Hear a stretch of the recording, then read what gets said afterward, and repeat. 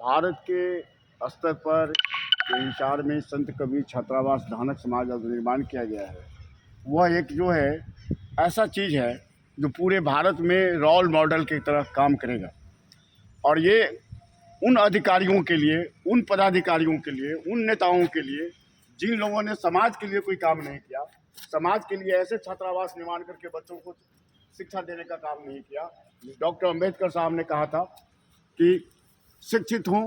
संगठित हो, अधिकारों के लिए संघर्ष करो। अफसोस इस बात का है कि हमारे नेताओं ने,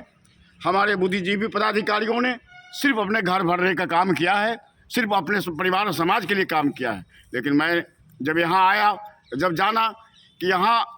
अनूप लाल धानक साहब जो मंत्री हैं यहाँ से, जिनके द्वारा, जिनके पिताजी जी के द्वारा भी इस काम में जोगीराम खुडिया आदि के साथ में काम किए, और अनूप लाल धानक साहब जो मंत्री हैं आज, कल तक समाज के लिए छात्रावास में भी वर्कर के रूप में, कार्यकर्ता के रूप में काम करते रहे। आज मैं उनसे बहुत प्रभावित हुआ, और मैं राजनीति लोगों को मानता भी नहीं हूँ, लेकिन मैं जब यहाँ आया तो मुझे ये एहसास हुआ कि नहीं, समाज के लोग ऐसे लोग भी हैं जो ज़मीन से आकर के समाज के लिए, डॉक्टर अंबेडकर साहब के सपनों को साकार करने के लिए, अनूप लाल धानक ऐसे लोग समाज के लिए इन्होंने छात्रावास बना करके एक बहुत बड़ा उत्कृष्ट कार्य किया है और नज़ीर पेश किए हैं उस नेताओं के लिए, उस चाटुकार बुद्धिजीवी पदाधिकारियों के लिए जो चाटुकारिता में लीन रहते हैं। उनके लिए एक मिसाल है कि यहाँ धानक समाज के लोगों ने एक ऐसा चीज़ दिया है जो पूरे भारतवर्ष में प्रेरणा के स्रोत बनेंगे। और हम लोग छात्रावास मैनेजमेंट कमेटी,